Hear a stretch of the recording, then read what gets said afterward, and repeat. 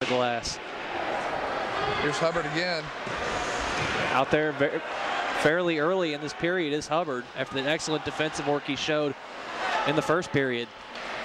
All right, so what you've seen so far as this goes for the length? Oh, no icing. They waved it off. So what you've seen so far, who's the player to watch out for Kentucky? Well, definitely Valerino. Okay, other than the obvious. Other than the obvious? Yeah. Taylor Vitt seems to really have it all together. He really, he's got good speed. He's got good puck handling skills, and he sees the ice very well. So, and a lot of the youngsters are pretty good too.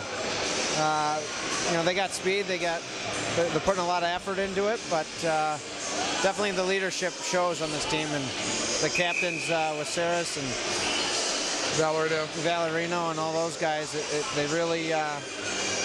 They really hold the team together, so it's nice to see. This is a young line to watch out for here. Holmes, Graham, and McLaughlin. Well, and it shows that size doesn't matter either. No, it doesn't. That is a small line. It's a very small line. I'm smaller, so it's good to see that. So. Maybe cheering a little harder for these guys out there. Yeah, I like the little guys, so. Now, in your day, I've seen you lay down a few vicious checks. I tried to throw my body weight around. I didn't know how much body weight I had to throw around, but I threw it out there. I think the most memorable one, we're playing against Tennessee, and you were absolutely, you were ticked about something. I saw you just jump from the blue line and catch a guy in the corner. I don't know if it was the one that knocked the glass out, maybe. Yeah, I think that was one of the most memorable ones when I hit someone in the glass and knocked the pane of glass out. But, yeah. I mean, you caught air from the goal line there. I probably should have got a penalty for it, but I probably got away with it. So yeah, I think something was bugging you that night. If the officials didn't see it, it didn't happen. Exactly. Oh, Saris stands up a check. Here's McLaughlin, top of the zone. You got to get more than a shoulder into Saris if you're going to take him down. Not a lot of penalties being called tonight. Right out front, here's Holmes. Is he going to fire one? There's McLaughlin, back in, shot, scores on the rebound, and Kentucky extends her lead to 3-0. So there you go, Kentucky's persistent play out in the zone pays off there, and the small line, Alex, as we were talking about, doesn't matter about size. Doesn't matter about size. Speed is kind of the new game as you see it in the NHL. Oh yes. The tough guys you don't see them anymore. You see a lot of. I mean, there are tough guys, but it's not the heavyweights anymore. It's a lot of speed, a lot of passing.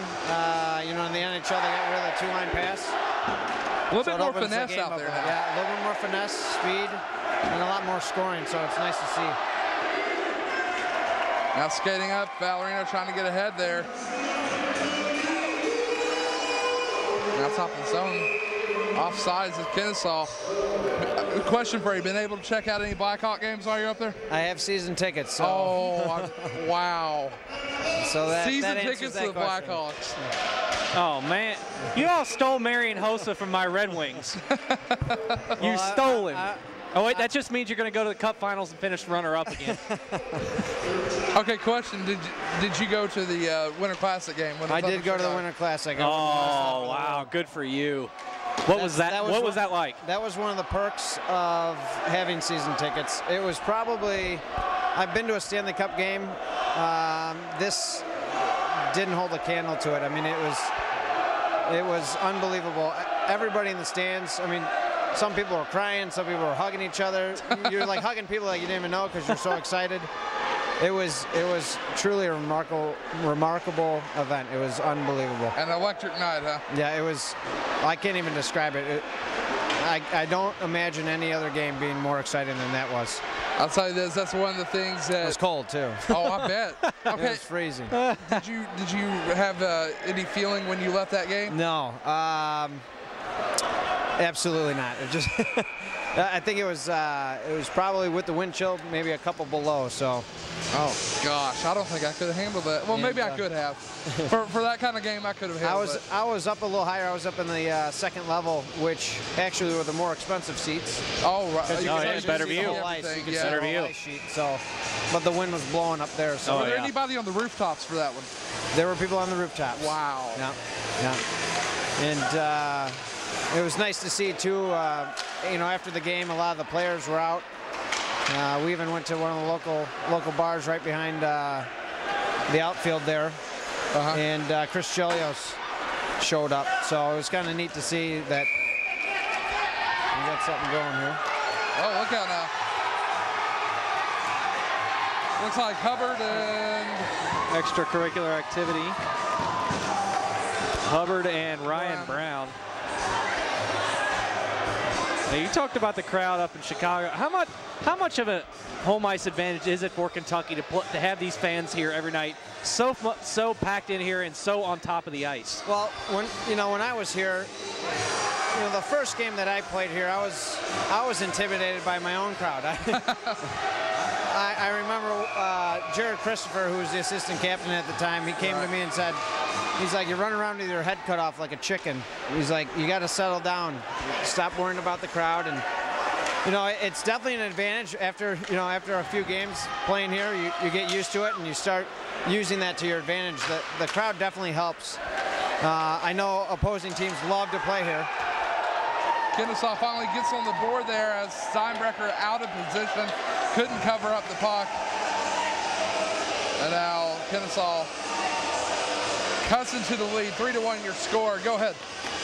Well, yeah, and like I was saying, the crowd always helps.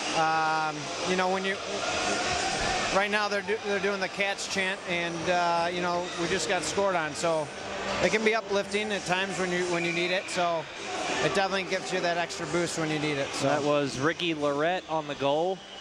Assist to Ryan Brown, who was just involved in the little scrum there. Yeah, a little skirmish with Hubbard. Hubbard taken down, loses the glove there. So Kennesaw able to get one back. Hubbard tried to play it off the board, so one of his own players, nobody home. Now here's Vitt, right-hand side. Puck right out front, Valerino shoots and scores! Give him the hat trick!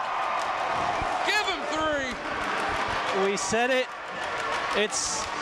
I said it at the intermission. It's becoming like a broken record. Every time his dad shows up, it's a hat trick. That's 26 goals on the year, and we're just in the 14th game for Tony Valerino. I want to say sixth hat trick on the season? Yes, sixth hat trick on the season, I believe. That's unbelievable. Gosh, scoring machine, ladies and gentlemen.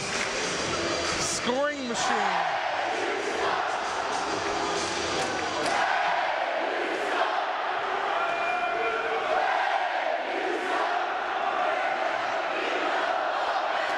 Now puck at the top. Sayers tries to fire one that sails wide back from Banks off the boards. Played back out to the center. Sayers, offside. Ouch. When you have a guy that's as prolific a scorer as Tony Valerino, how much pressure does that take off of the other guys on the ice with him? I was just thinking that when you're a freshman coming in here and you got someone like Tony Valerino to kind of guide you and help you, and it really settles you down a little bit. You learn a lot from him. Just take Valerino's demeanor. He's out there, he's cool, he's calm. He's focused. I think it helps the young guys a lot to have someone like him of his stature out there, and it gives them a little bit of confidence, the younger guys too, knowing that he's there to help them out, and he'll be there for you. So it definitely helps. It definitely helps having that star player. Now puck being wrapped around right hand, or check that left hand side now. Right out front, turned over. Ampliford fires one, and that comes off again. Is that gonna maybe delay a game penalty? Yeah, they wanted it. Brett Lester just kind of seemingly knocked the net off the pegs there. I would think that's a delay. Yeah. Usually a couple warnings, and then yeah, I think that's what we just had. I think you're right. Might have got another warning there. I think one more of those, kick the net off the moorings, then it should be a penalty. But looks like they get